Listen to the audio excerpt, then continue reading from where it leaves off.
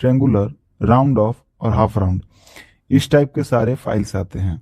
Chisel यानी छेनी, हिंदी भाषा में जिसे छेनी भी कहते हैं, ये ऑक्टागोनल भी होता है जिसके लास्ट में कटिंग एज बने होते हैं। ये भी हर साइज के आते हैं। इसकी एक फेमस कंपनी अगर आप जानते होंगे टपारिया करके है, जिसे आप लोगों ने अपने इंडस्ट्री में या जहां भी यूज करते होंगे देखा होगा। अगला है पाइप रिंच। पाइप रिंच भी एक स्पैनर का ही टाइप है, इसको हम अपने हिसाब से एडजस्ट भी कर सकते हैं। उसके बाद है प्लम्ब, इसको हिंदी में साहुल के नाम से जाना जाता है या प्लम्ब बॉब भी कहते हैं। इसका उपयोग राजमिस्त्री या बढ़ई ज्यादातर करते हैं। इसका प्रयोग स्ट्रेट है या नहीं ये चेक करने के लिए किया जाता है। अब इसके स्थान पर आप लोगों ने देखा होगा स्पिरिट लेवल का भी प्रयोग करते हैं, लेकिन अभी भी कई जगहों पर साहुल का या प्लम्ब बॉब कह लें, प्लम्ब का उपयोग किया जाता है। उसके बाद नेक्स्ट है हैमर एंड मैलेट्स। हैमर भी कई टाइप के होते हैं, एक नॉर्मल हैमर होता है, दूसरा एक नायलॉन हैमर होता है। इसको भी कई नामों से जानते हैं, जैसे मुंगरी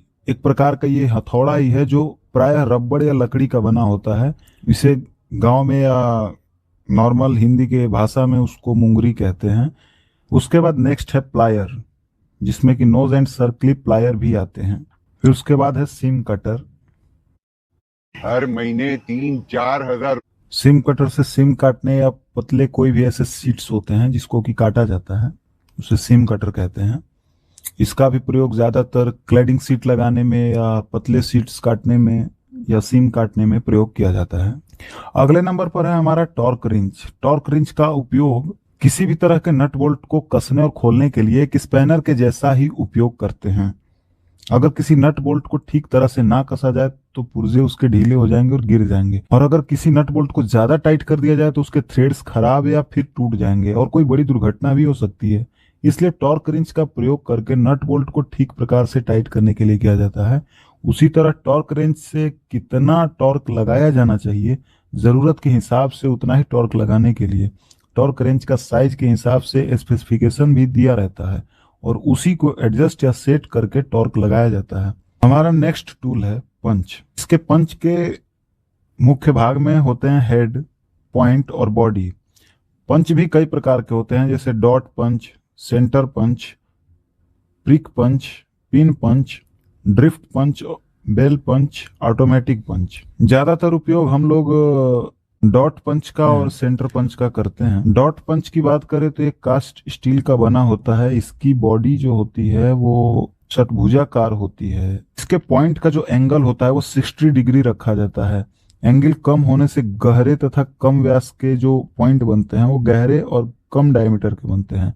इसका उपयोग स्थायी मार्किंग करने के लिए या विटनेस मार्क लगाने के लिए भी किया जाता है, और कभी कभी जैसे कोई हमको सर्कल बनाना हो तो उसके सेंटर का जो पॉइंट बनाते हैं उसके लिए भी इसका प्रयोग करते हैं। इसके बाद है सेंटर पंच। ये पंच डॉट पंच के साइज से थोड़ा बड़ा होता है और इसका जो पॉइंट का एंगल होता है वो 90 डिग्री रखा जाता है, जिससे ड्रिल पॉइंट आसानी से पंच द्वारा लगाए गए सेंटर में बैठ सके। इस पंच की लंबाई 100 mm तथा डायमीटर 10 mm तक का होता है।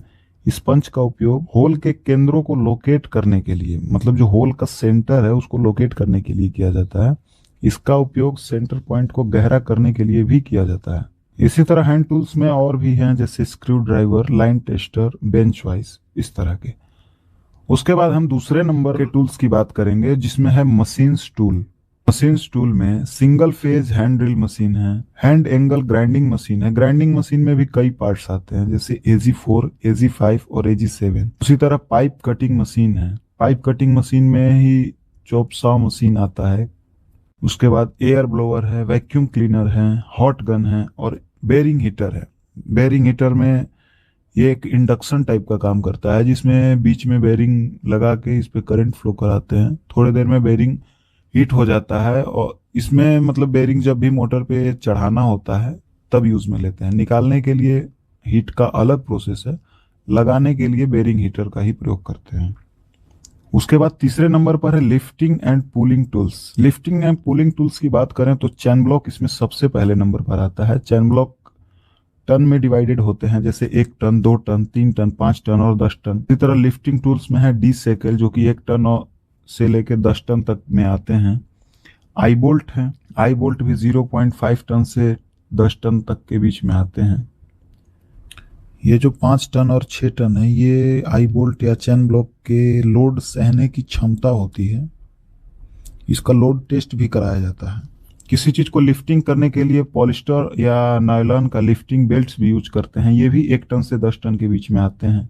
चैन पुलर आते हैं, पुली ब्लॉक हो गए, हाइड्रोलिक जैक हो गए, स्क्रेव जैक हो गए, कपलिंग पुलर, जैसे कपलिंग निकालने के लिए भी हम लोग पुलर का यूज करते हैं।